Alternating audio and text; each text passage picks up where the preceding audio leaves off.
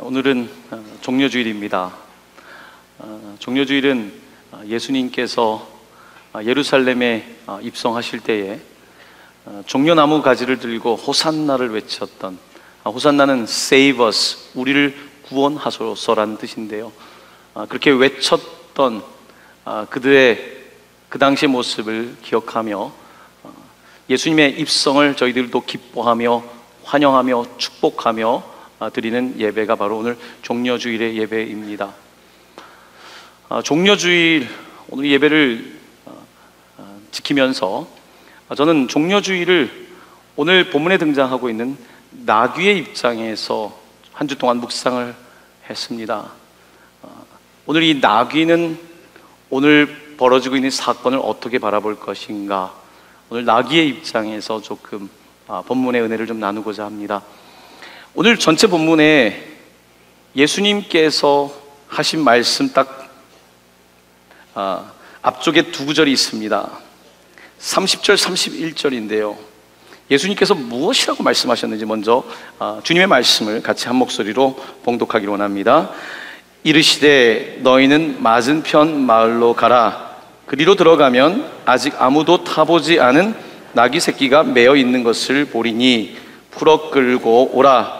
만일 누가 너희에게 어찌하여 푸느냐 묻거든 말하기를 주가 쓰시겠다 하라 하시매. 아멘. 오늘 예수님께서는 이제 예루살렘으로 들어가십니다. 그에게는 이제 이 땅에서 일주일의 시간도 남아있지 않습니다. 예루살렘, 그를 죽이려고 기다리고 있는 곳으로 예수님은 입성하시면서 오늘 두 명의 제자를 부르셔서 지금 있는 마을, 건너편 마을에 가서 아무도 타보지 않은 나귀 새끼를 끌고 오라고 말씀하십니다. 그리고 그 나귀 새끼를 타고 이제 예루살렘에 입성하시게 됩니다. 오늘 근데 이 말씀을 조금 자세히 살펴보면 예수님께서는 어떻게 보면 다짜고짜 제자들을 보내시면서 그냥 어린 나귀 하나를 데려오라는 것입니다. 그 목적은 주가 쓰신다는 거죠. 제자들의 입장에서 그냥 저쪽 건너 마을에 가서 어린 나귀를 가져오라는 게 얼마나 어려운 말씀입니까? 뭐 가서 사오라는 것도 아니고 어떤 사람을 연결해 준 것도 아니고 가서 가져오라고 하십니다. 제자들은 이런 생각을 하실 수 있을 것 같습니다. 왜 이런 일은 꼭 우리 둘만 시키시나? 가서 어려운 일을 해야 되는 거잖아요. 자, 그런데 또 본문에 등장하는 주인도 그럴 것 같습니다. 여기에 임자들이 있다고 되어 있는데 이 두 명의 제자가 와서 이렇게 이야기합니다. 주가 쓰시겠다는 겁니다. 그래서 주인은 누굽니까? 주인이 있는데 주가 쓰시겠다고 하면서 막 풀러서 가져갑니다. 여러분, 주인들은 좀 어떻겠습니까? 자, 오늘 제가 초점을 두고 있는 나귀는 어땠을까요? 물론 나귀는 사람은 아니지만 나귀를 우리가 조금 더 의인화시켜서 생각해 볼 때 나귀는 어땠을까요? 나귀 많이 불편했을 거예요. 주인이 있는데 다른 주인한테 간다고 두 명의 제자가 와서 막 풉니다. 안 가봤던 길을 가야 되고요. 거기다가 오늘 나귀는 한 번도 사람을 태워본 적이 없어요. 그런데 오늘 처음으로 사람을 태워야 돼요. 그 부르심은 주가 쓰시겠다는 거예요. 주가 쓰시겠다는 이 말씀 때문에 여러 사람들이 당황하는 상황이 된 것입니다. 오늘 나귀의 관점에서 조금 본문을 살펴보면 좀 흥미로울 것 같습니다. 먼저는 이 나귀가 쓰임을 받는 대목을 볼 때에 처음에 그는 매여 있는 것을 봅니다. 그리고 그것을 제자들이 풉니다. 쓰임을 받기 위해서는 매여 있는 것에서 일단 풀어야 되는 거죠. 나귀가 움직여야 되는 거죠. 지금 나귀는 아직 어린 나귀입니다. 경험도 없고 해본 적도 없는데 풀어서 이제 가야 되는 것입니다. 우리는 주님께서 우리를 쓰신다고 할 때에 우리는 이렇게 반응할 수 있습니다. 왜 이런 거를 저에게 부탁하십니까? 나는 해본 적이 없습니다. 나는 가본 적도 없습니다. 오늘 나귀의 입장이라고 한다면 나는 도무지 왜 이런 일을 내가 해야 되는지 모르겠다고 아마 말을 할 수 있을 것 같습니다. 그런데 오늘 나귀는 풀어서 가게 됩니다.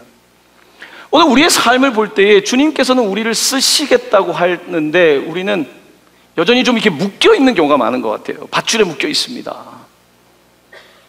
내가 할 수 없다라고 하는 스스로가 제안하는 자기의 변명에 묶여 있기도 하고요.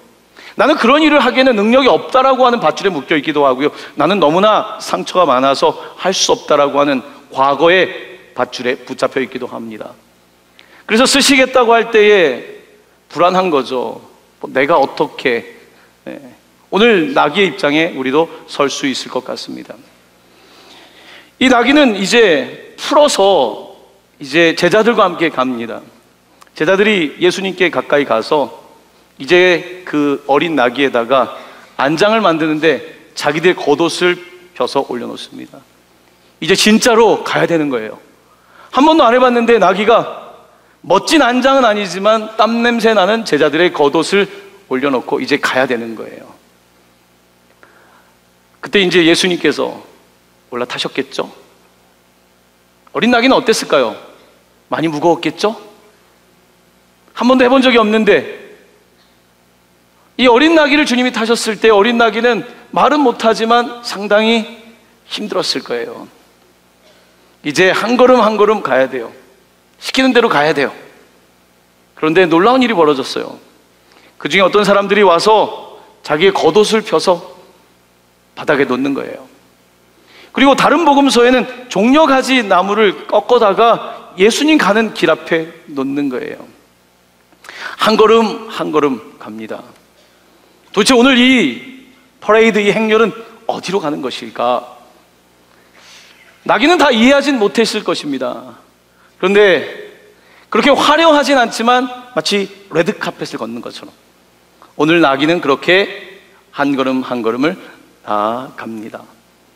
그때 사람들에게 또 막 소리가 들립니다.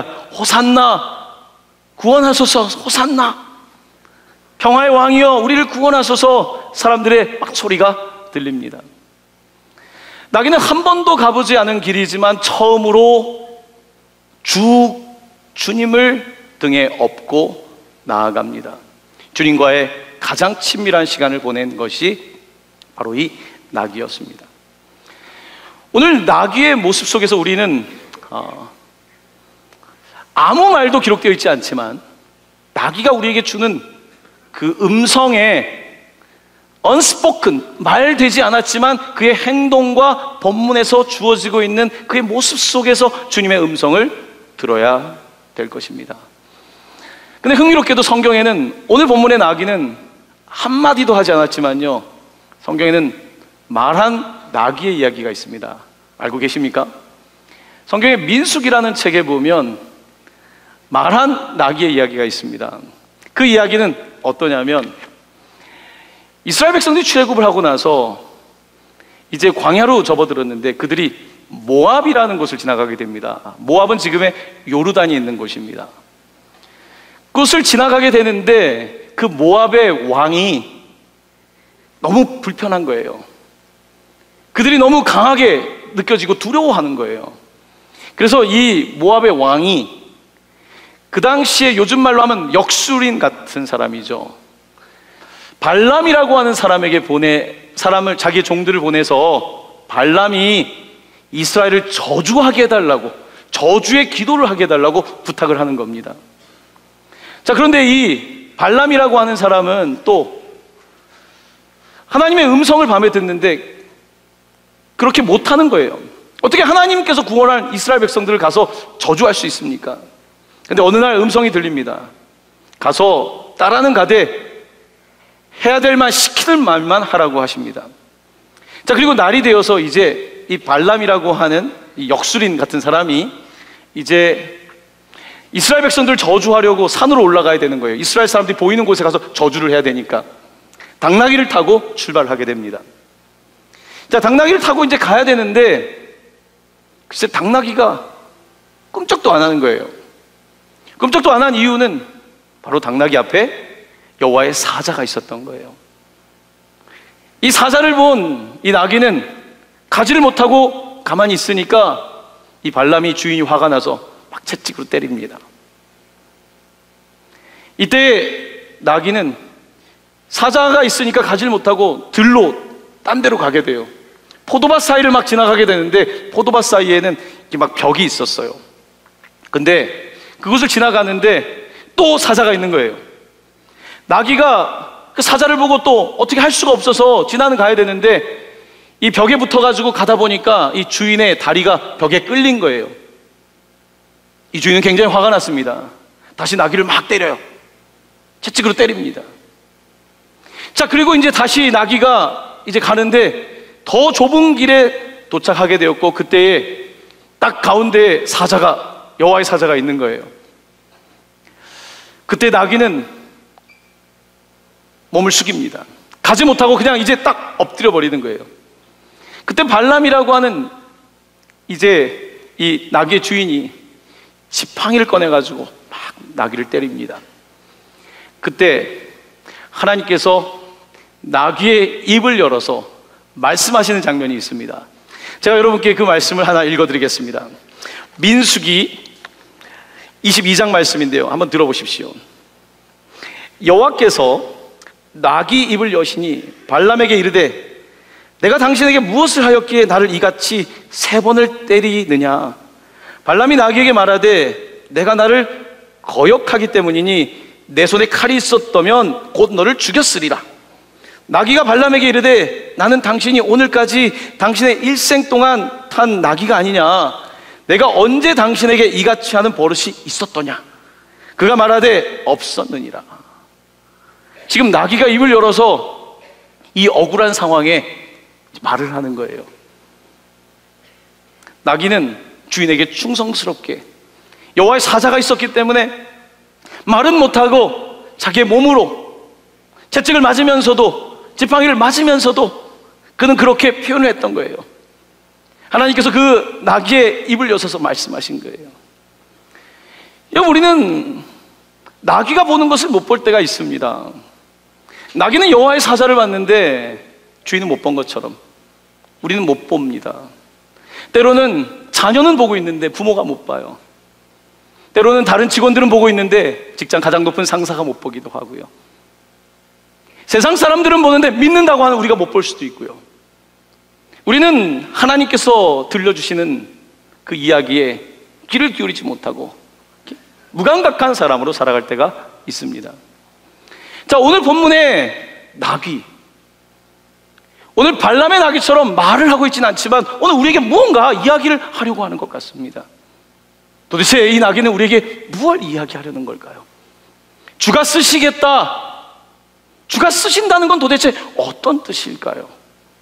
우리는 주가 쓰신다고 할 때에 우리의 경험을 내세워서 나는 해본 적이 없습니다, 나는 그런 지식이 없습니다, 나는 이제 교회 다닌 지 얼마 안 됐습니다, 우리는 여건이 되지 않는다, 여러 가지 이야기로 할 수 없다라고 말하며 그저 과거에 묶여있는 삶을 삽니다.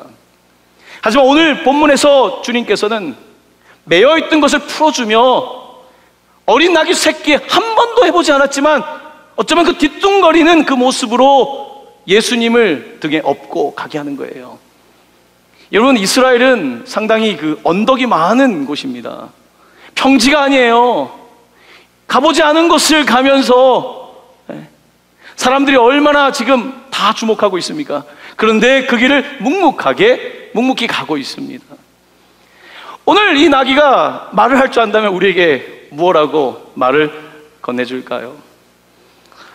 하나님께서 우리에게 요구하는 것은 주가 쓰시겠다고 할 때에 주님 쓰십시오, 주님 저를 써주십시오, 이렇게 하는 거예요. 근데 그 말이 너무 어려워요. 왜냐하면 우리는 이해가 일단 돼야 되거든요. 왜 나를 쓰는지 이해가 되는 거예요. 돼야 돼요. 일단 내가 납득이 돼야 되는 거예요. 쓰신다고 했는데 오늘 제자들이 납득이 되겠습니까? 가서 나귀를 데려오라면 그 주인은 납득이 되겠습니까? 그 달라고 하는데 오늘 나귀는 납득이 되겠습니까? 지금 납득이 되어서 하는 게 아니에요. 납득이 되지 않는데도 하고 있는 거예요.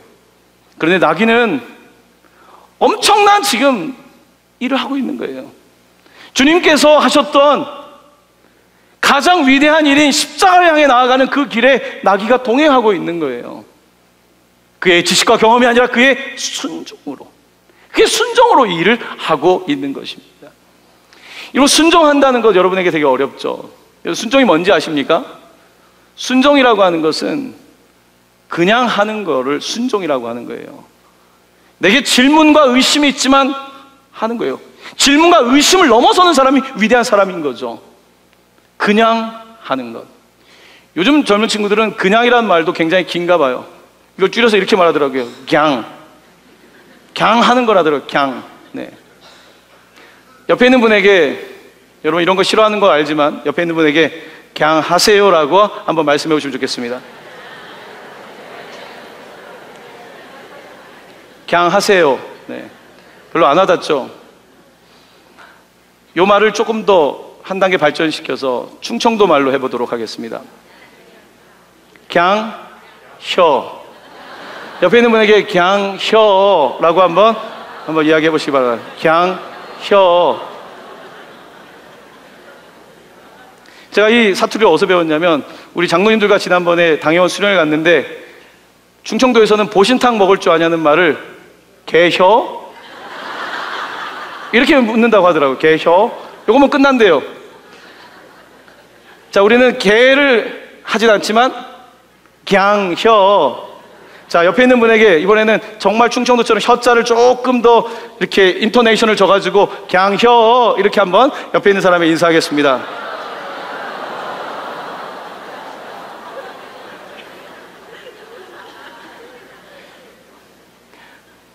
오늘 나귀는 그냥 하고 있는 거예요. 나귀니까요? 아닙니다. 하나님께서는 나귀를 통하여 지금 말씀하고 싶은 거예요. 때때로는 나귀의 입을 열어서도, 오늘은 한마디도 말하고 있지 않지만 나귀의 모습 속에서 우리 주님께서는 말씀하고 있는 거예요. 십자가의 그 길은 십자가가 납득이 되는 게 아니에요. 십자가가 이해가 되는 게 아니에요. 내 삶의 모든 것들이 이해가 되는 게 아니에요. 이해가 되지 않지만 주님이 쓰신다니까, 주님이 그렇다고 말씀하시니까 그냥 그렇게 하는 것입니다. 자, 오늘 본문의 말씀은 왜 특별히 이렇게 나귀의 이야기를 하고 있는가? 오늘 이 나귀는 굉장히 유명한 나귀입니다. 스가랴 선지자가 약 500년 전에 이 나귀에 대해서, 또한 메시아로 오실 예수님에 대해서 예언을 했었는데요, 그 예언의 말씀은 스가랴 9장 9절에 있습니다. 화면에 있는 이 말씀을 저와 함께 한 목소리로 봉독합니다. 시작. 시온에 따라 크게 기뻐할지어다. 예루살렘에 따라 즐거이 부를지어다. 보라, 내 왕이 내게 임하시나니 그는 공의로우시며 구원을 베푸시며 겸손하여서 나귀를 타시나니 나귀의 작은 것 곧 나귀 새끼니라. 아멘. 스가랴 선지자가 장차 오실 메시아, 기름 부으심을 받은 왕은 공의롭고 겸손하셔서 나귀를 타는데 나귀 새끼를 탄다고 하신 거예요. 바로 그 500여 년 전에 이야기했던 나귀가 바로 오늘 이 나귀입니다. 유명한 나귀인 거예요. 이 나귀는 어린 나귀입니다. 경험이 없는 나귀입니다. 어떤 연륜도 없는 나귀입니다. 그럼에도 불구하고 주님을 태우고 가고 있는 것입니다. 이렇게 주님을 태우고 가면서 나귀가 우리 같은 지능을 가지고 있었다면 나귀는 많은 걸 배웠을 거예요. 무엇을 배웠을까요? 저는 이번 주 나귀를 묵상하면서 성경에 오버랩이 되는 한 인물이 있었습니다. 그의 이름은 구레네 시몬입니다. 이제 돌아오는 금요일, 예수님께서 십자가를 등에 짊어지고 골고다를 향해 가실 때 그는 여러 차례 넘어지시죠. 더 이상 십자가를 등에 질 수 없을 때에 로마 군인들이 구레네 시몬에게 십자가를 지웁니다. 구레네는 북아프리카, 지금 현재 리비아가 있는 곳입니다. 북아프리카부터 온 이 구레네 시몬이 십자가를 진 거예요. 정말 이해가 안 되는 거죠. 어떻게 그냥 지나가는 사람에게 시킵니까? 로마 군인은 그렇게 할 수 있었습니다. 구레네 시몬은 십자가를 져요. 그런데 이 십자가를 지는 사건이 구레네 시몬의 삶을 변화시킵니다. 성경에는 그의 아들들이 초기 교회의 역할을 했던 흔적을 보여주고 있는 것을 봅니다. 이해되지 않았지만 쓰임을 받은 거예요. 십자가를 친 거예요. 주님 가시는 길에 그런 역할을 한 거예요. 오늘 나귀는 말하고 있지 않지만 오늘 나귀는 주님 가시는 길에 주님을 모시고 가고 있는 것입니다. 오늘 나귀는 이렇게 귀하게 쓰임을 받고 있는데요, 오늘 스가랴가 예언했던 그 위대한 나귀는 하나님의 예언을 성취하는 데 쓰임을 받고 있습니다. 그 쓰임을 받았던 이유는 그가 순종했기 때문인 거예요. 순종. 놀랍게도 오늘 본문의 이야기를 조금 더 지리학적으로 볼 때에 우리는 흥미로운 사실 한 가지를 찾을 수 있습니다. 당시 예루살렘에는 지금도 그렇지만 여러 개의 문이 있습니다. 오늘 예수님께서는 감람산이라고 하는 곳에서부터 예루살렘으로 가시는데요, 이곳은 동쪽에서 서쪽으로 가는 방향입니다. 주로 이곳에 있었던 사람들은 가난한 사람들, 아픈 사람들, 구원자가 필요했던 사람들이에요. 그래서 호산나를 외쳤던 거예요. 별로 드릴 것이 없어서 겉옷을 피고 종려가지 나무를 드렸던 사람들이에요. 이곳에 예수님은 겸손한 왕으로 나귀를 타고 입성하고 있습니다. 자, 그런데 이 예루살렘 성의 정반대쪽에는 또 다른 사건이 벌어지고 있습니다. 서쪽에서 동쪽으로 들어가는 사람들이 있습니다. 그들은 누구냐면 로마의 권력자들입니다. 빌라도는 동쪽에서 서쪽으로 가는 것이 아니라 서쪽에서 동쪽으로 가는 그 루트를 따라가고 있습니다. 빌라도가 앞에 갈 때, 총독인 빌라도를 따라갈 때 그 뒤에는 백성들이 아니라 로마의 군인들이 있었습니다. 투구를 쓰고 완전 무장을 하고 그들이 걸을 때마다 이 쇠소리가 나고 말바꿀 소리가 나는 그와 같은 곳을 지금 그들은 지나가고 있습니다. 예수님 있는 곳에는 호산나, 다윗의 자손 예수를 외치고 있지만 이쪽 반대편에서는 시저, 로마의 황제의 이름을 부르고 있습니다. 사람들은 두려웠을 겁니다. 로마의 황제의 이름을 연호하고 그들이 군가를 부르고 로마를 외칠 때에 유대인들은 그저 고개를 숙일 수밖에 없었을 것입니다. 이 빌라도는 말을 타고 승리의 함성 가운데 나아가고 있었습니다.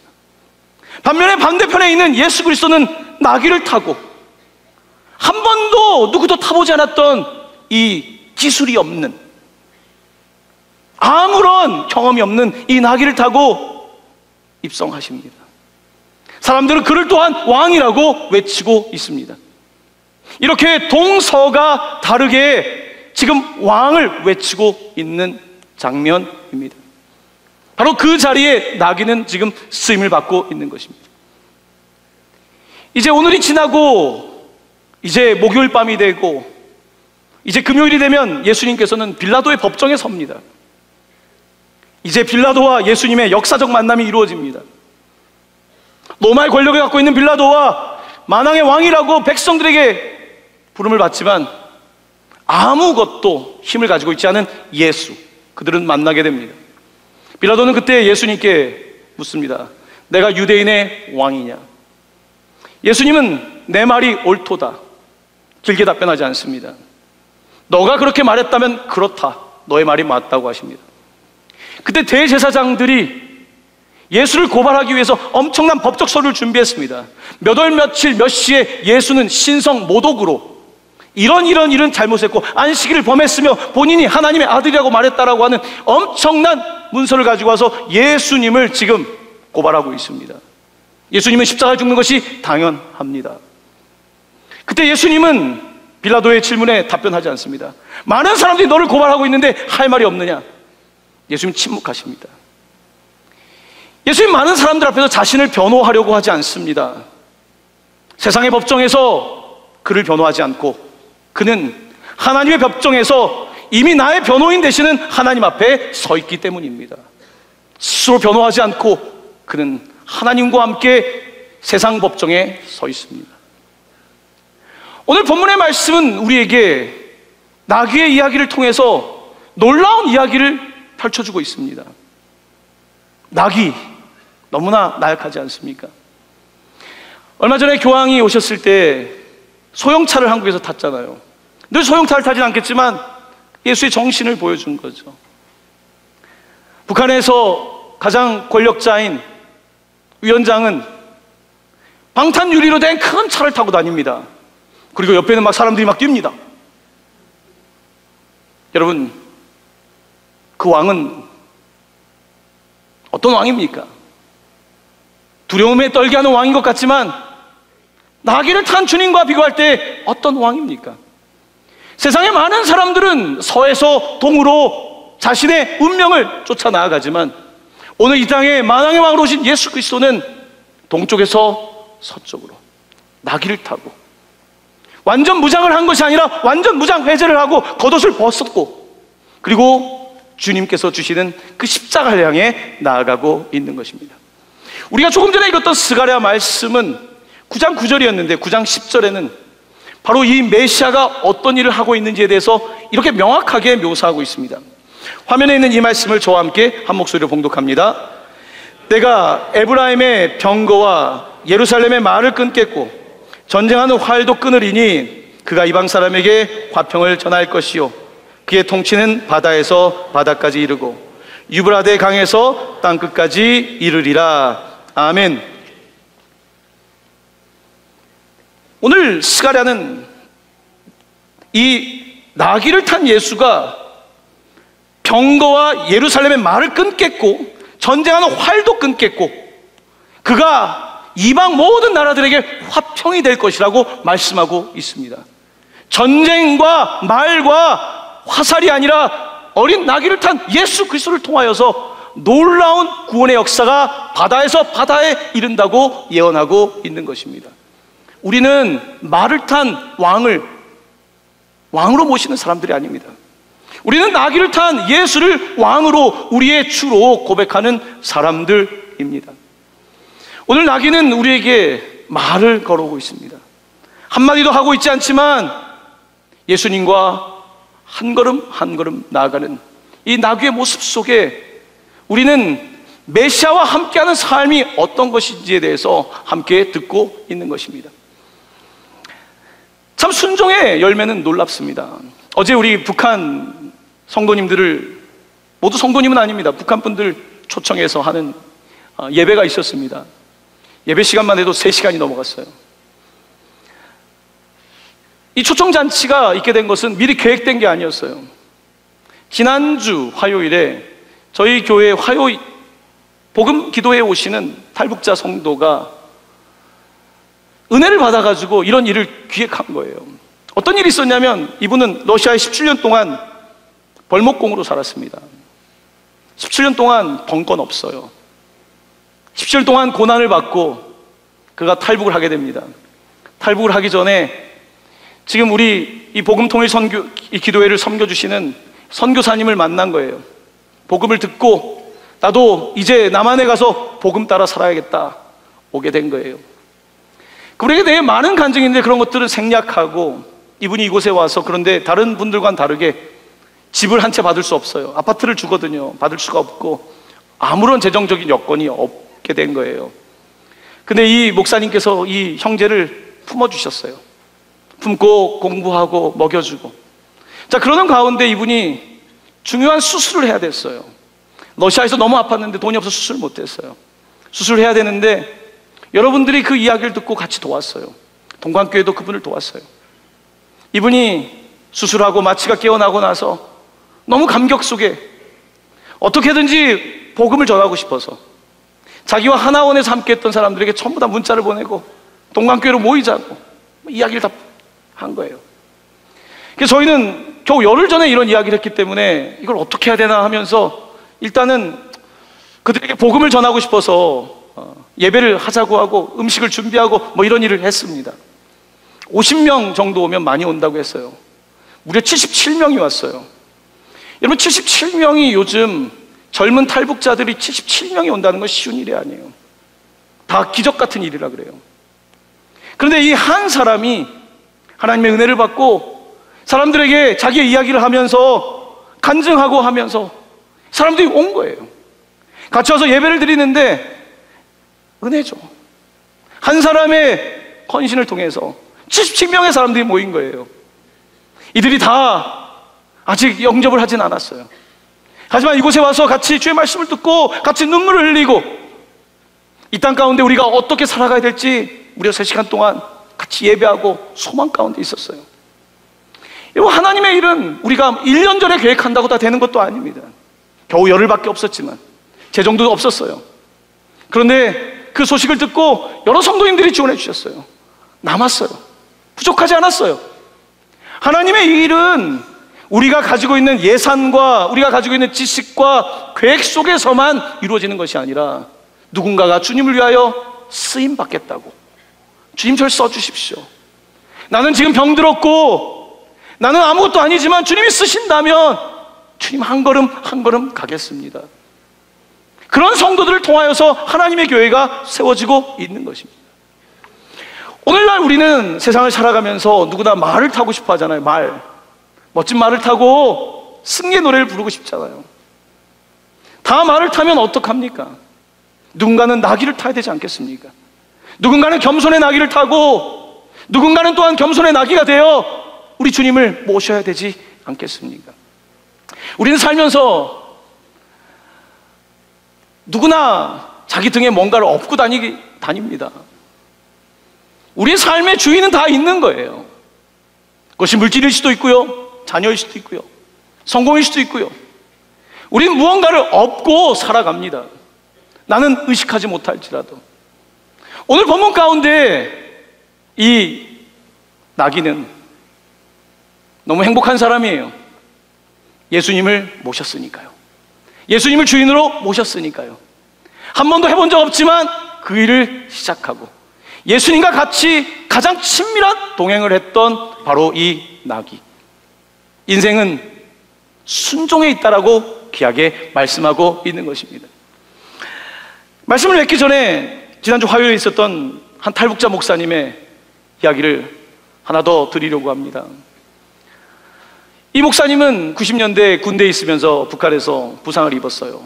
다리를 접니다. 탈북을 하고 중국에서 복음을 듣고 복음에 감격해서 한국에 와서는 신학대학에 진학을 했어요. 그때 하나님께 기도를 했답니다. 하나님, 앞으로 통일을 위해서 이왕이면 제가 남한 여자분과 결혼하게 해주세요. 통일을 살아볼 수 있게 해주세요. 북한 남자와 남한 여자가 결혼을 한 것입니다. 근데 그분은 이런 이야기를 하더라고요. 남북이 하나로 산다는 것이 얼마나 어려운 것인지. 두 사람 다 믿음으로 결혼했는데 자기 안에 치유되지 않은 모습들 때문에 결혼하고 나서 자기가 신학생인데도 사모님을 구타하기 시작했다는 거예요. 사모님을 구타하고 미안하다고 말하면 또 구타하고, 사모님은 갓난아기를 데리고 쉼터를 다녀야 되는 상황까지 갔다는 거예요. 믿어지지 않는 거죠. 분명히 나도 하나님께 은혜를 받고 그 큰 비전을 가지고 정말 우리 가정에서부터 통일을 살아보겠다고 했는데 내 모습이 달라지지 않는 거예요. 너무 화가 나서 때로는 뭐 다 집어던지는 건 말할 것도 없고요. 아내에게 결혼하고 가져온 앨범이 3권 있었는데 그 사진을 한 장 한 장 다 찢었다는 거예요. 자기가 아내 사진이 다 사라진 거예요. 이제 믿을 수 없는 일인 거예요. 나도 나를 어떻게 할 수가 없는 거예요. 그런 세월을 지내며 더 자괴감에 빠진 거예요. 신학 공부를 하고 목사가 되었지만 여전히 힘들면 술에 의지하게 되고 여전히 과거의 습관에 붙잡혀 있는 자기를 보면서 더 괴로운 거예요. 그랬던 그에게 탈북할 때 오셨던 하나님께서 이제는 이 가정에 다시 찾아오신 거예요. 하나님을 다시 만나면서 그는 이제야 주님께서 자기 집안에 올라타셨다는 거예요. 이제 그가 올라타셔서 그동안은 내 마음대로 했는데 이제 주님께서 올라타시고, 지난주에 그런 이야기를 하더라고요. 요즘은 여전히 부부싸움을 한대요. 하지만 분노가 여기까지 올라오면 주님 하면서 낮출 수 있는, 나는 못 낮춘다는 거예요. 내가 무슨 수로 낮춥니까? 내가 어떻게 분노를 해결합니까? 그동안 살았던 그 고난의 세월, 나도 많이 맞았을 거 아닙니까? 그러니까 폭력이 남아있는 거 아닙니까?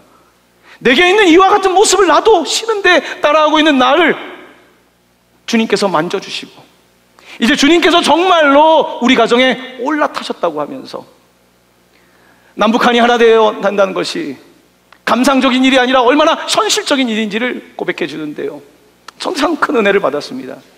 사랑하는 성도 여러분, 여러분의 인생을 여러분 마음대로 할 수 있다고 생각하십니까? 내 감정을 내 마음대로 통제할 수 있다고 생각하십니까? 내 인생의 길을 내 마음대로 갈 수 있다고 생각하십니까? 아닙니다. 우리는 그렇게 할 수 없습니다. 오직 우리 인생에 주님을 업을 때에, 나는 경험도 없고 나는 약하고 할 수 없지만 내 삶에 예수 그리스도를 업을 때에, 그와 더불어 우리는 십자가의 승리의 길을 향하여 나아갈 수 있는 것입니다. 오늘 예수 그리스도께서 우리를 부르십니다. 우리를 부르십니다. 내가 연약하지만, 경험이 없지만, 아무것도 없지만 주님께서 우리를 부르시고 같이 가자고, 내가 너를 쓰겠다고, 내가 너를 사용하겠다고, 너를 존귀하고 보배롭게 만들어 사용하겠다고 말씀하십니다. 사랑하는 성도 여러분, 우리 주님과 함께 이번 이 고난주간 주님과 함께 십자가를 향하여 나아가시며 십자가를 넘어 부활에 이르시는 사랑하는 모든 성도님 되시기를 예수님의 이름으로 간절히 축원합니다. 아멘. 아멘.